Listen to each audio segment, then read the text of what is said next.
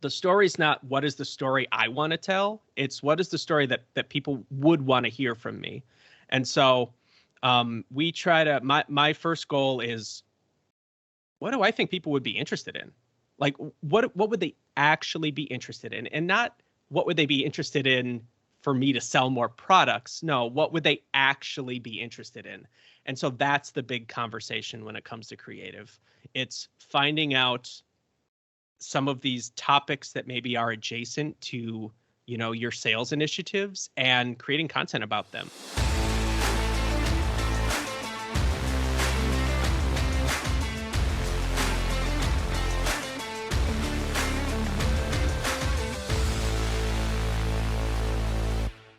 Welcome, everybody. This is Over a Pint, the podcast that talks about marketing. What we do is we sit down with leaders in the space.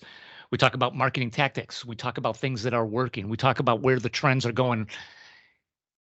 And we've been doing that now for about 3 years. This has been fantastic. Joining me, as always, my main man, Mr. Kurt Lingle, marketing expert, longtime pro in the space. You've got me, Pat McGovern, new biz director over at Acedia. Today, Kurt, we're talking to Nick Argires. Nick is an interesting dude. This guy is very talented. He's a photographer. He's a videographer. He is also now the founder of Chow Content and Communications. We're going to get into a lot of what he's seeing, how to create great videos, where's video going.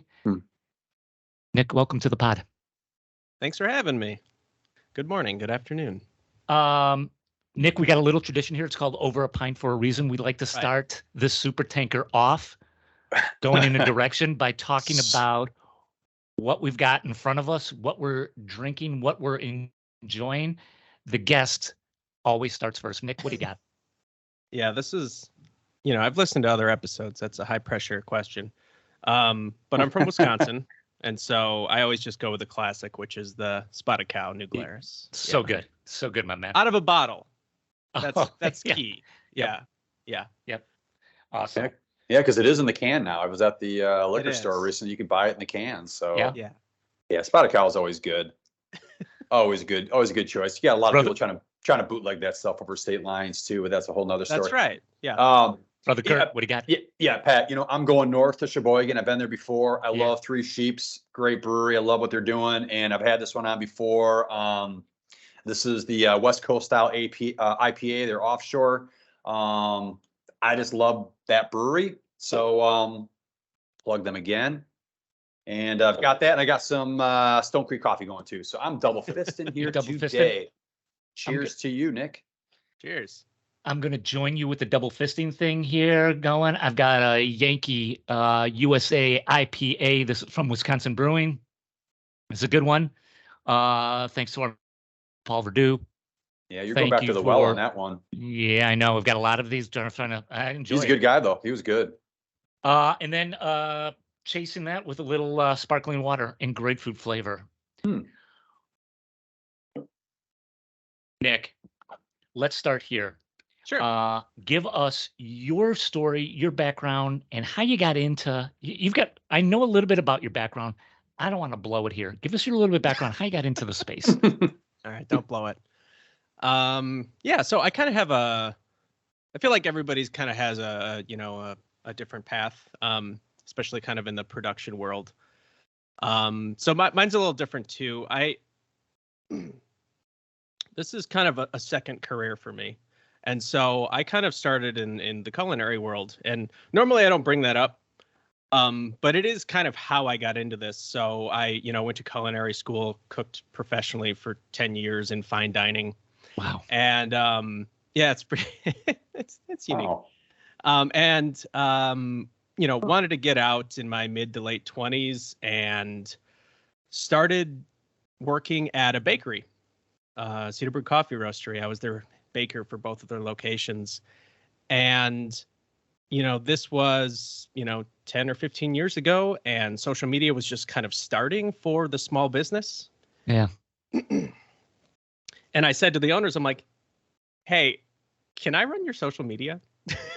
I'm like, I'm making all this stuff, and I want people to know about it. And, they weren't doing anything on their Facebook page at the time. And so I just started doing it, and I started taking pictures of whatever I was making that day and posting it and just getting used to that. And I just immediately enjoyed it. And so went back to school, went to EWM, and ultimately made my way into a smaller Milwaukee shop who focused on hospitality and the food and beverage space, and they did hotels and things like that. And so I was kind of a great fit. I knew how to talk the language for, their clients, and kind of immediately got that aspect, started as an intern and worked my way up from there, and started, worked at that shop, Company B at the time. Now they're B & Co. And then made my way over, 5 years later to BVK in Milwaukee. So kind of a bigger shop, 200-300 people, and just kind of started working with different clients throughout that process. So kind of went from food and beverage to, anyone else, right? So working with, Dominican Republic Ministry of Tourism there. That was a big one for me at BVK. Alto Sham, which was an oven company. So there was always kind of these times where I was still working in that food and beverage space, but absolutely kind of spreading my wings and working on other clients to have some diversity in the mix. And, kind of over the last, I would say 5-6 years, I was always kind of had that freelance side thing going. I wanted to get better. I wanted to get better at my photography. I wanted to get better at video. I wanted to get better at all these different things. And for me, that was the best way to do that.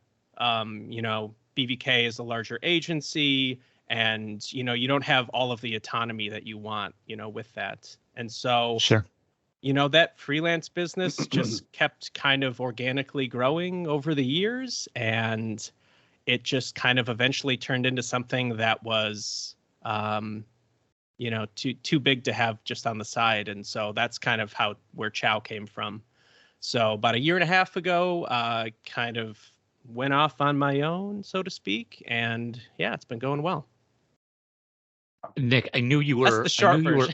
It's the shortest way I can tell that story. It's an interesting version in a good way. Wow. I knew you were a chef. I didn't know you were a chef for 10 years. Holy cow. That's a long time. And, we talked before we hit record here about like taking some detours. I got to go down this path because I don't know many people who are who are kind of behind the counter that way, behind the doors in the restaurant business. Right. And to me, I don't know how people do that. It's just because it seems like such intense pressure. Yeah. For just a short period of time, right? For when people are coming in, and then it's down, and then you got to go right back at it the next day and the next day. I don't know enough about it, but kind of describe the restaurant experience, will you? Yeah. I mean, it's tough. It's tough work. People that work in kitchens, that is one of the hardest industries, and gives you tough skin, thick skin. And yeah, it's a grind, from age 14 or 15 or whatever, when I started washing dishes, to age 25 or whatever. And I was, consulting for restaurants and stuff by the end of it. It's a lot of work. You're working every day. You're working holidays. You're working weekends. You're working when everybody else doesn't want to work. Right. And so, that's ingrained in me. But there's a lot of similarities. I'm always thinking about the parallels between that industry and my industry now. And there's a ton. I mean, there's the artistic side, which is, making something pretty for people to eat and that tastes good. And there's maybe some artistic merit and parallels between that and photography.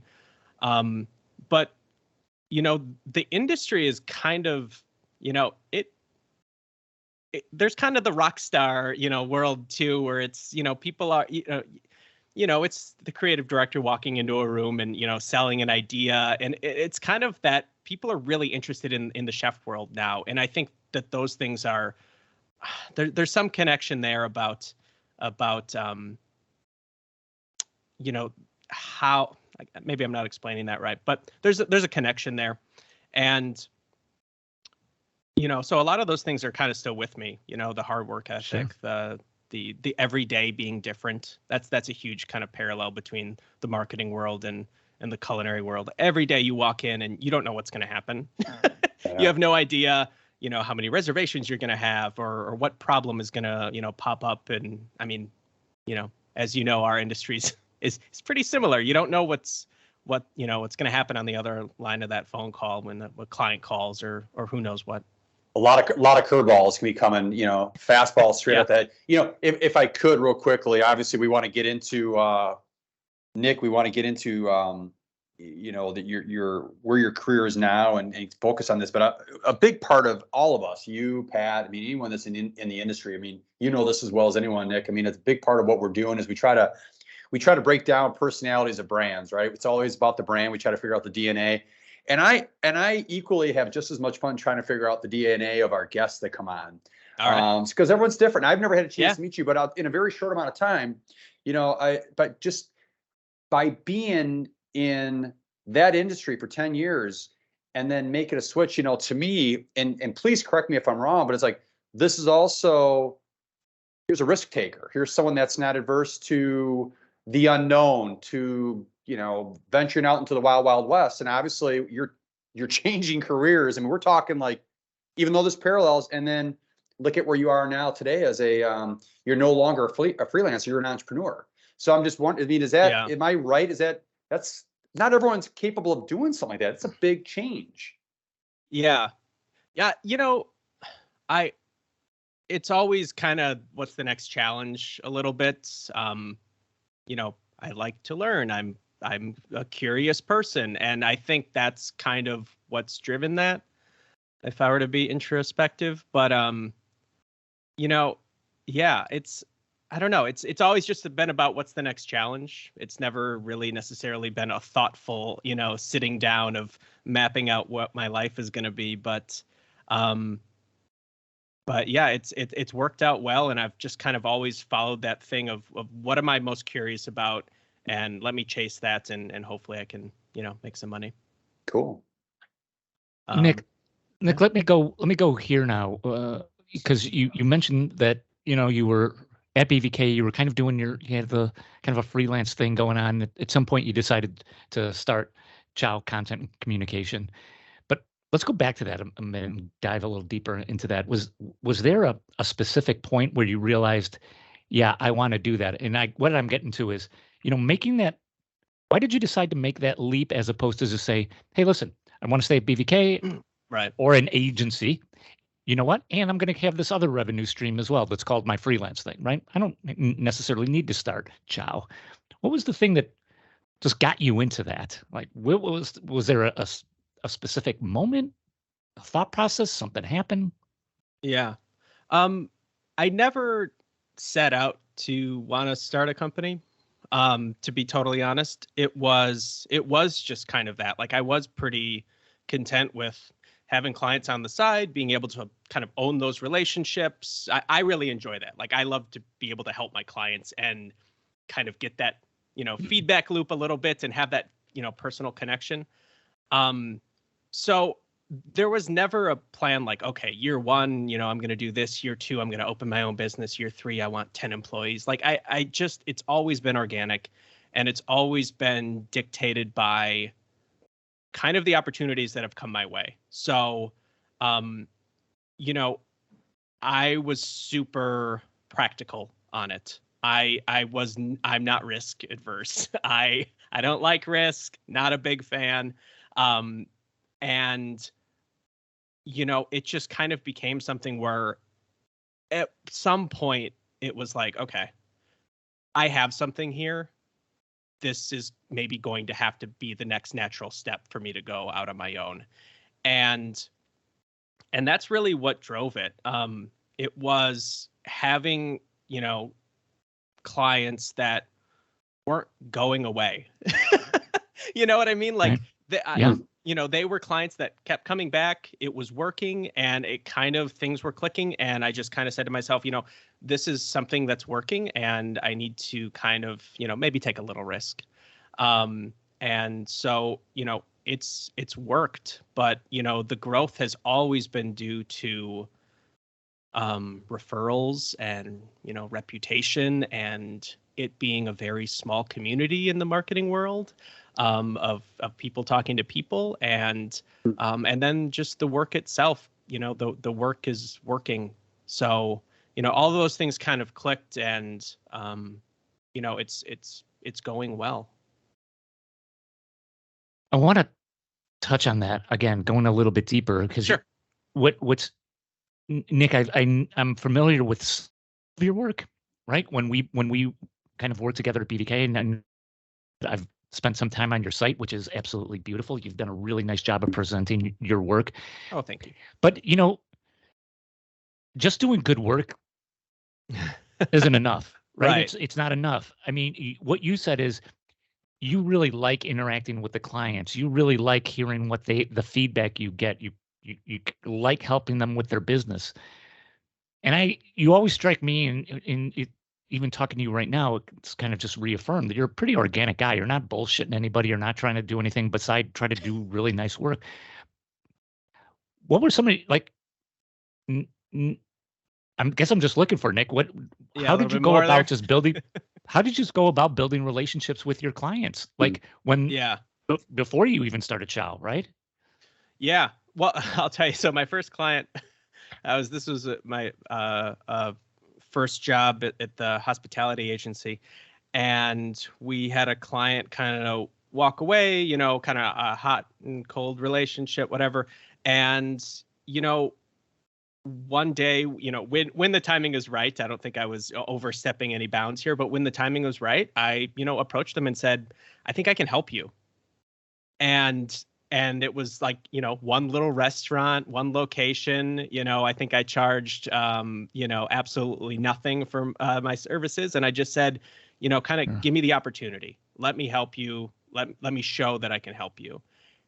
Honestly, nothing has really changed since then. I mean, there's the different scale and things like that, but that's kind of the approach. And so, maybe just a little bit more background here. So I've worked at kind of several departments in marketing. So I started out in social media, right? And I started out as a social media intern. But at a small shop, you wear many hats. And so, 50% of my time was maybe social media, but the other part of my time was account work. And so I was on the account side and the new business side for, 4 or 5 years that I worked there, however long.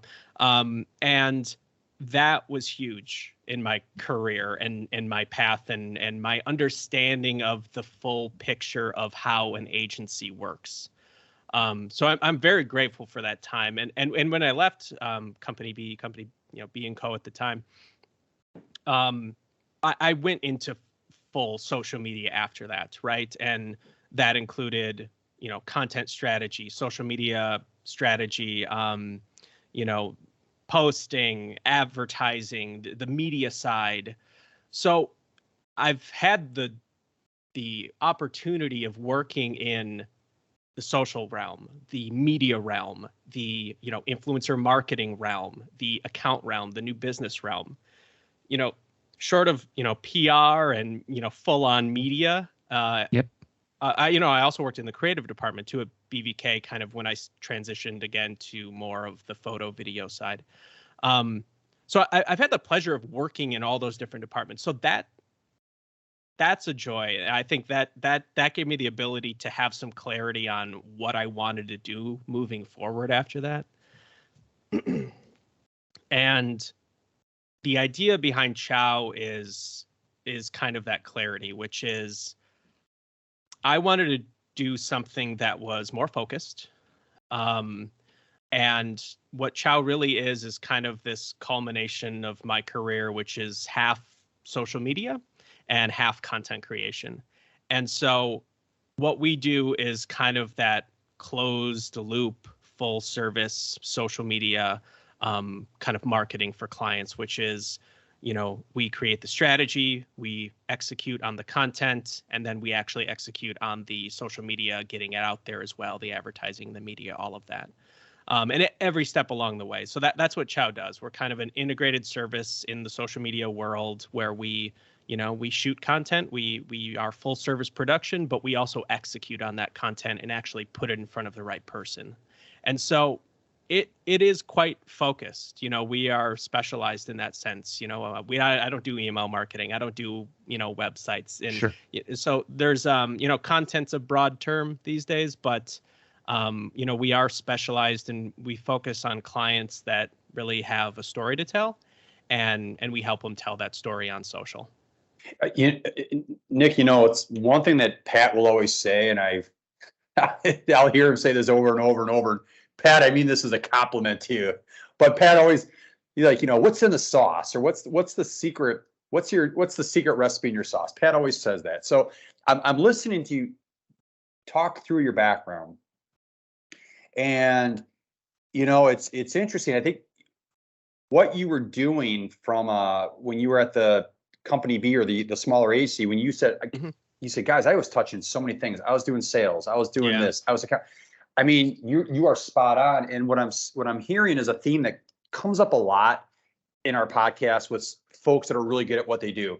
They've got tremendous soft skills. They're good communicators. They understand the process. They're great at networking. And because I think a lot of times, and we've, at least for me, I don't want to speak for all of you, but I've known people who are really good at their craft, but their nose is so buried in the craft, they forget who they're doing it for, or they forget about that there's people around them. And when I'm hearing you tell your story, I'm like, here's a person he's very good at what he does, but these soft skills that he's accumulated, he's been able to bring with him. I mean, think about, yes, when you start your own business, that's critical.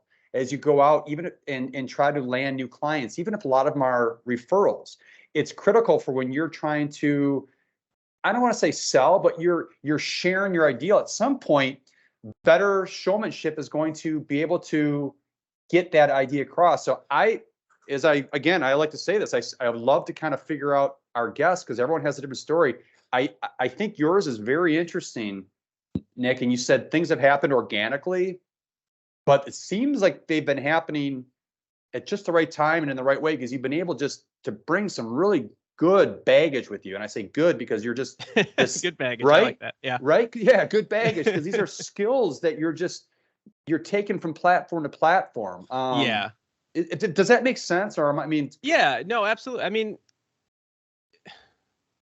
you try to help clients. I mean, mm-hmm. We're problem solvers. Yes. We really are. And they're big problems, and you need creativity in those. And I mean, that stuff, it stays with you. Mm-hmm. And I absolutely would not, be where I am if it wasn't for those stops along the way. If I just focus just on social media, just on, photo and video, hey, maybe I'd be a little bit further ahead in certain areas, right? But I don't think I'd be as well-rounded. And I think if you're going to own your own business, soft skills, it makes it sound like they're not important. It's arguably more important than anything. I mean, if you have to be able to communicate with your clients and let them know that, they're in good hands and that you can solve a problem for them and that you are the right solution. I mean, you're crazy to think that those things aren't as important as the work itself. And so, it's been great. Pause for beer. Nick, talk to us. Nick, talk to us a little bit about engagement. So, what's the process that you go through? You said I like to help the clients, our clients, tell their story. How do you get to it? What do you go through? Yeah. So, every client is different, right? Different backgrounds, different industries, different goals. So, I don't think my process is that different than probably most agencies. But when we get to the end, I'm only solving for certain problems, right? Sure. So, I like to start off with the business, like complete immersion in the business itself. Things that may never directly touch, what I'm delivering for the client. I want to know, what are the business goals?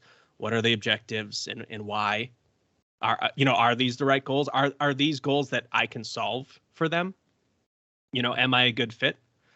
And and after that, it just becomes kind of, this whole process of developing this creative brief or social media brief that answers just as many questions as we can. So it's identifying an audience, where do they need to be successful? But I guess taking a step back, it does start off with, does this brand have a story that we can tell? And a lot of what we do is finding that story and polishing it. And just like any other, creative agency is doing, right? They want to tell the best stories possible. And so that's our process too. And, for us, some of the big points are finding out what those objectives are. What are the sales objectives? Distilling that into a, content strategy, which includes, finding who the audience is. Where is your audience? It used to be, you post your content to every platform and, you cross your fingers, and it's not quite like that anymore, right? The platforms are quite different these days.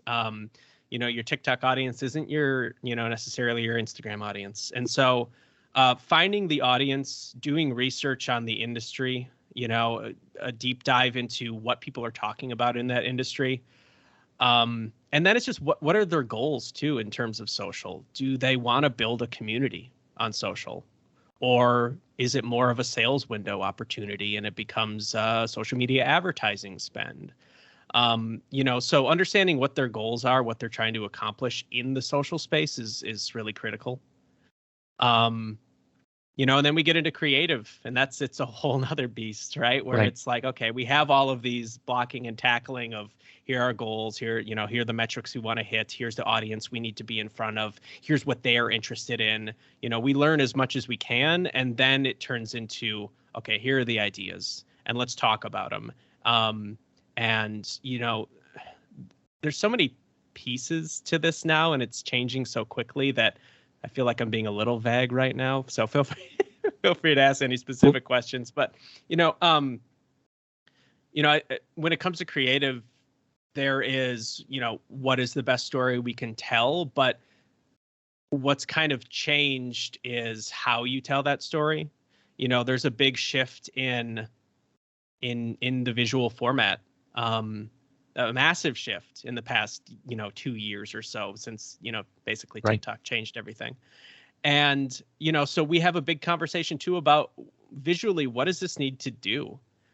Is it important that this is stunning cinematography, or is it important that the information's being conveyed? And that becomes a big conversation too. So what are their content goals? Is it a visual first type of production that we're working on? Is it a performance first type of production that we're working on? Are we building a library so they have assets for the next 5 years? Are we growing like I said, are we growing a community? Is the idea, is this a sprint? Is this an endurance run? And what I kind of like about Chow is that we are focused in that world. It gives us the ability to not have to think about necessarily every other piece that's going to be touched after that or before that. We kind of come in and hyper focus on how can we be the most successful for our client in this social space. And the good part is I have some of that background to be able to make connections, but that is the focus. And, it's kind of everything that we do is in the social world. And so it kind of eliminates a lot of clutter in that sense. And then, I guess my other big philosophy thing is, how do I work with clients?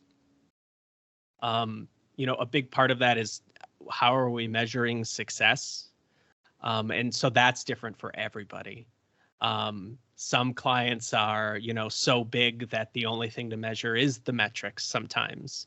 But then you have other clients where it's sales. But, my thing is, if social media is not impacting your real world, if it's just metrics every month, if it's not a tangible visual impact of your real world, your sales, getting people to your websites, whatever that actual metric is, something's not working.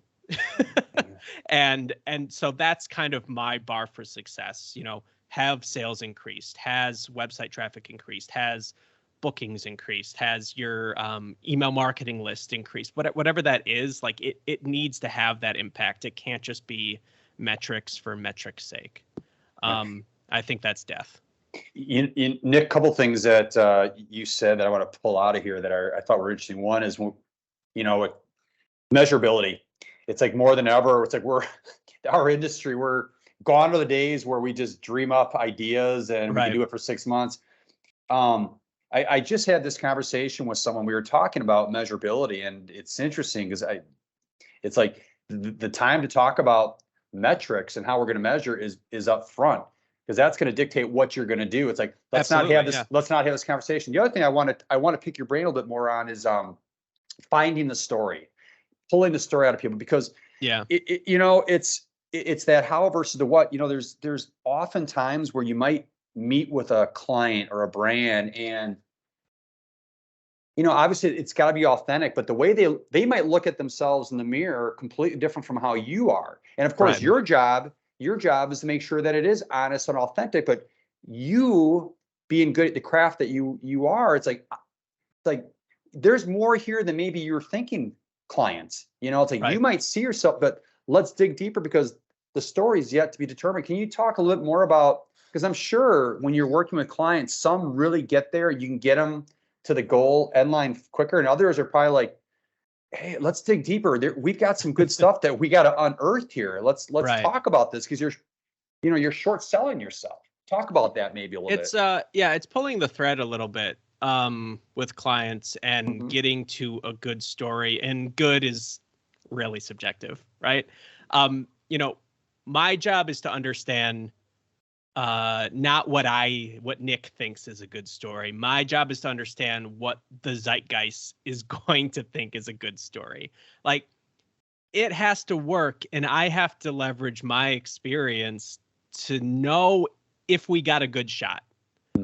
And that's it. I like a big a big part of my life and job is just being on these platforms and understanding what people are talking about, how they're talking about, and what that kind of world is all about, and what is going to work, and honestly what other brands are doing and how people are reacting to that. My favorite thing to do is find an ad and go to the comment section. You can learn so much about where people's headspace is at.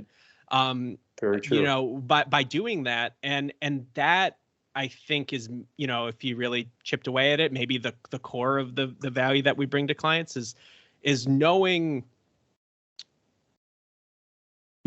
what people are going to react to. And so how we find those stories and this kind of taking a step back and what's working these days is authenticity. It's what value do you bring to the table? And it's finding those stories, because, if you're, nobody wants to see your 30-second horizontal stunning video on, Instagram every day, right? They want more. The demand for good content that is authentic and unique to a person or a brand or whoever's posting it. It doesn't matter. It's all the same. It needs to be of quality.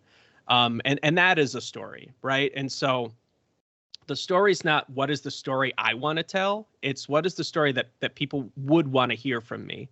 And so we try to, my first goal is, what do I think people would be interested in?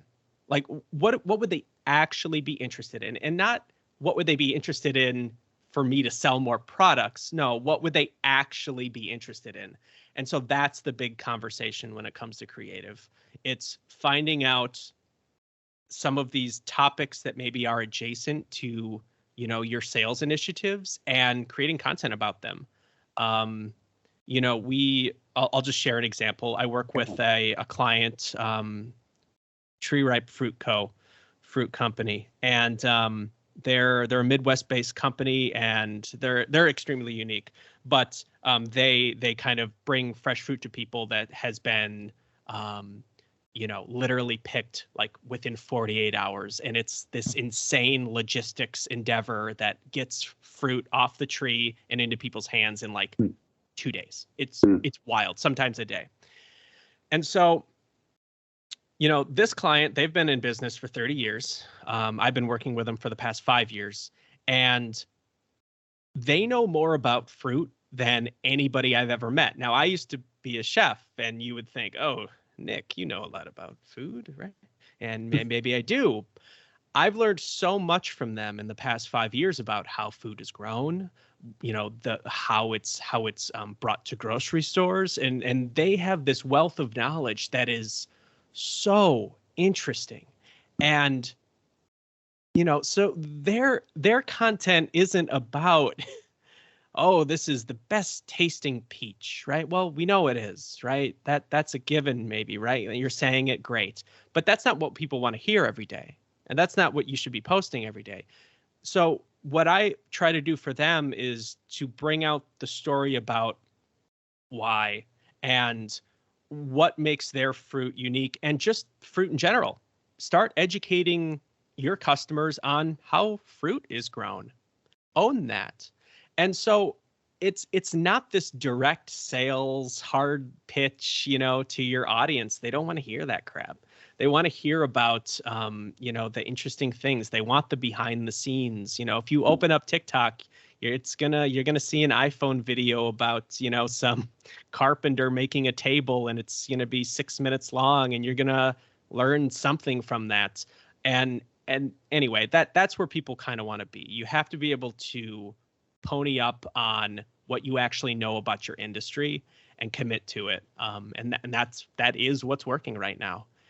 So, I kind of, depending on what the strategy is, depending on what the client is, I encourage people to dig a little bit deeper and think a little bit more broader on how you're talking to your customers, because what you find interesting is probably not what they find interesting. So being objective about that, and being actually objective about that, not like marketing people objective about it, like actually objective and putting yourself in your potential customer's shoes, I think is that is the challenge in getting my clients to commit to being able to tell those stories, because it's scary. Like, it's like, yeah. Okay, I'm gonna commit to educating my customer. It's kind of a weird new dynamic. Do you know what I mean? But it is what people want. They want that. What is it? Edutainment. That's what has been working for many years and is definitely working now. So, what was your question? Pulling out the story. Yeah. Yeah. I mean, you So, answered it. It's a process, and we're, I'm kind of big on really developing a strategy, having a plan.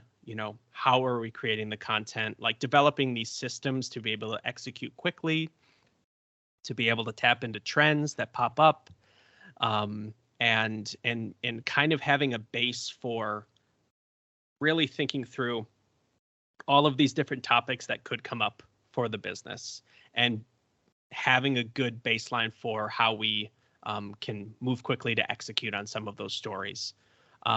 So that's a whole nother thing, is speed. Yeah, and maybe we could get into that a little bit, because that's definitely something I've heard a lot about. Yeah. Nick, I'd love to get your take on when you are engaging, maybe with a new client, maybe even with an existing client. Right? Sure. What where do you see them getting tripped up on content in general? Where are the stumbling blocks? Where are the that they're just kind of missing? It's like, guys, you're thinking about this a little bit wrong, right? Sure. What are the yeah. Client education is a big part of what I try to do. Yeah. And that's because I don't expect my clients to spend 4 hours a day on TikTok. You know what I mean? They're not doing that. Right. And so a big part of what I try to do is educate. But clients, brands, anybody on social, I feel like, these aren't revolutionary things, but having a clear message, I think is something that through the lens of like the social media zeitgeist, I think is really, I guess there's a list of things I kind of wrote down that are, I feel like, kind of misses for people who aren't really all in on social. And so, I think a big part of what brands are maybe falling short on is honestly some of the best practices that are going on that are this divide that's kind of always existed, and it has just gotten so much bigger in the past couple years. I always just start with, are you following best practices? Because the opportunity that exists out there to grow, to go viral, so to speak, is very present, and you have to be able to do certain things, follow best practices to be able to for that even to be an option. And so what I try to do is get them to a place where that could be an option. You know, it used to be, 5-10 years ago where it's like, well, post a vertical photo because, that takes up more screen on the phone and you might get more engagement. Well, now it's like, if you don't post a video and you just post a photo, you're missing out on like 10 times as much engagement. It's Right. just, the chasm is huge now for not following best practices, that there's just, it's not an option anymore. You have to do it. Otherwise you're just leaving engagement on the table. So, choosing video, investing in video, you have to be posting videos. You just have to be. Another big thing that I always kind of talk about with clients in those early kind of creative stages is being okay with things not working, and being flexible enough to fail and be okay with failing. Because if you're trying, you're going to be successful, but if you're not trying, you're not going to fail, and that whole thing. So you have to be okay with not your strategy failing necessarily, but if it's even just a one-off video, hey, we want to try this new thing, this new exciting idea that we have to be able to talk about X. You have to be okay with that not working and walking away from it. On the flip side of that, some things work. And social media has become this great platform for trying new things and that going in a good direction. So, you're posting, once a day, twice a day, maybe more. And this video works. It blows up. You get, thousands and thousands of views. Stop the presses. Why did that work? You have to be able to look at your successes and your failures and learn from them and tweak on that. And the ability to kind of reuse content as well is kind of a thing that is existing now that maybe hadn't existed a couple of years back. Did that video go viral because the first 3 seconds are just really interesting visually? Was the thumbnail great? Was the opening line great? Like, what was it that was working there, and can you replicate it? And then that becomes a pivot in your content strategy. There's other things too that are just very new. This whole like authenticity and transparency in your company, I think, has never been more critical. And, people are smarter. People find out when you're giving them a load of shit. You know what I mean? Like, you can't just talk about initiatives anymore. You have to back them up. And so that transparency kind of connects to something else I had written down, which is getting employees involved. That has become, I'd say, almost critical in being successful, is putting a face to your company. And no matter the size, doesn't matter if you're GE or you're, a local restaurant, you have to be able to put a face to your story and put the people in a position who can tell that story well, and authentically, to add that kind of human dynamic to your platform.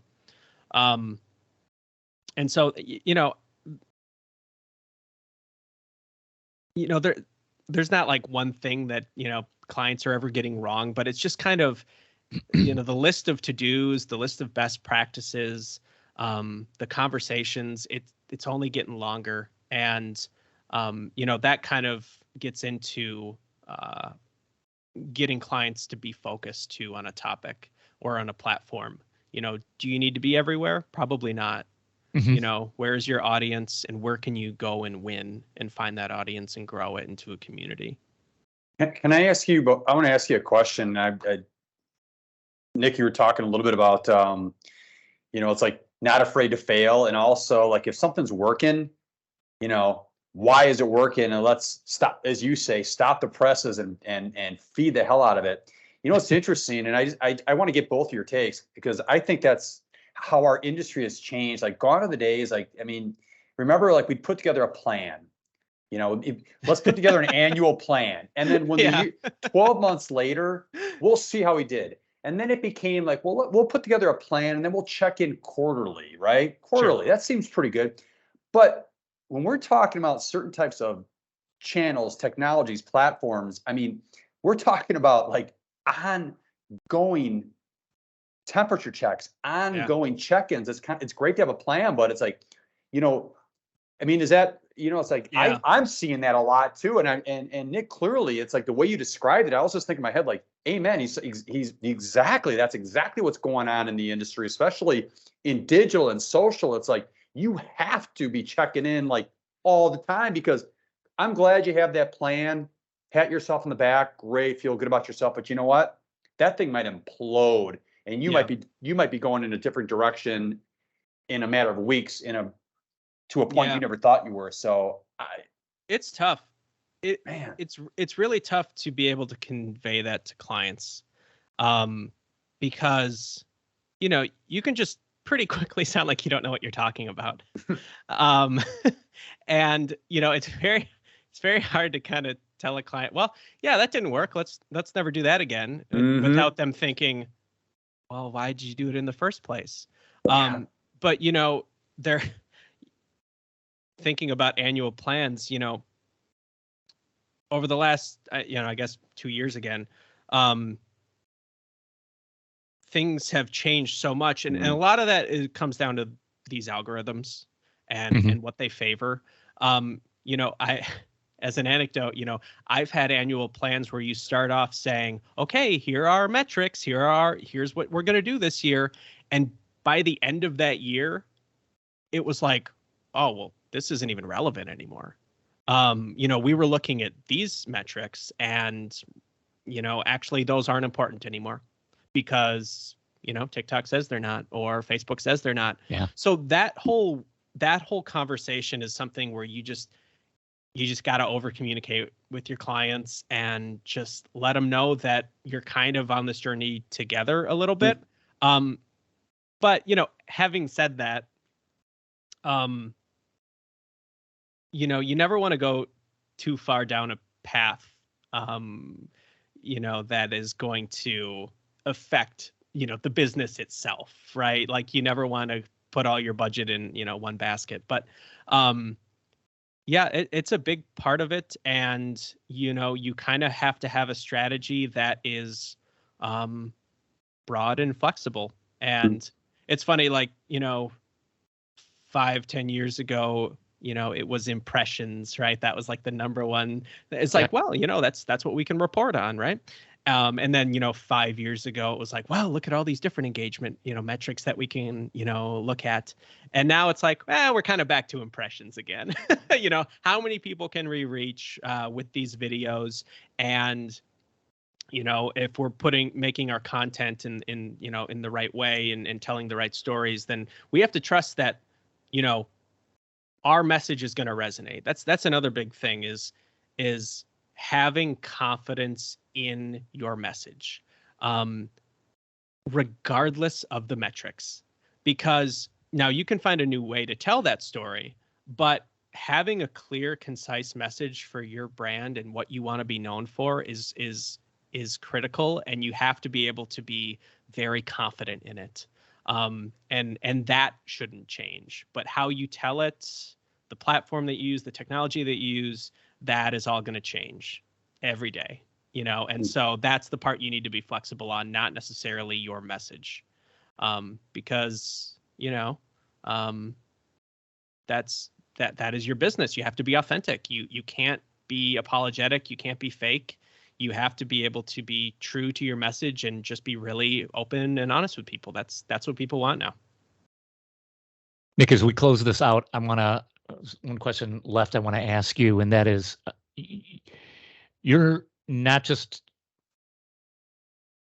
creating this stuff and advising and consulting with clients. I mean, you're running a business now. Yeah. There's other, there's now you've got things you got to worry about that you didn't have to worry about when you were at an agency, right? You're scaring me. Talk to us about a day in your life. Like, give us the pie chart of where are you spending your time, energy, and effort? By and large, obviously we know every day changes, but how do you break it down now? Like, how do you kind of look at, like, yep, I've got to do new biz stuff. I've got to focus on, on client retention here. I got to focus on bookkeeping. Like, yeah, most of my time I'd like to know is taxes now. I didn't see that coming. No. Yeah, none of us did. Yeah. Guess I'm an accountant. Anyway, no, so I'm halfway through our second year. And so this year is just so much different than last year because you're in your first year. There's just a wealth of things to learn. Jokes aside, accounting, things like that. There's a whole just opening a business, starting a business that honestly was extremely overwhelming. But my days are, every day is different. And so, there are some days where I am in my basement in the dark, editing videos for, 12 hours and plugging away at all the admin stuff and doing that. And then there are other days where we're out on production and, we're on the top of a mountain and, we're filming or whatever. And so that, just like you guys, no day's the same. That's the joy of it. But, I guess to answer your question, my time is split similar to how the business is set up, which is half of it's all about content and making content and shooting it and editing it and working with my partners to help me, get there. So I work with people that I know in the industry, freelancers who are excellent. So we kind of take the production approach, which is staffing the right people for the right job. And so half of it is developing that content, and the other half of my day is executing on that content, whether it's posting for clients, whether it's just reviewing best practices, just being on these platforms, understanding what's going on, just staying on top of trends. And so yeah, it's really kind of split down the middle on how I spend my time, and doing podcasts. Well, Nick, we're glad you chose some time to be with us. We're wrapping this up, but as I told you, Nick, you've got the last word. So take it, run with it. How do people find out more about you, about Chow? Run with the ball, sir. Yeah. So I work as an independent photographer and cinematographer and director. But then I also, have these full service capabilities under Chow. So yeah, if anybody is interested in reaching out or having a conversation, they can go to chowcontent.com or nickargires.com. Nick, it's been a gas. Thanks so much for being on the pod. Thank you. This was fun. Cheers, everybody. Yeah, cheers. Thank you, Nick. Cheers.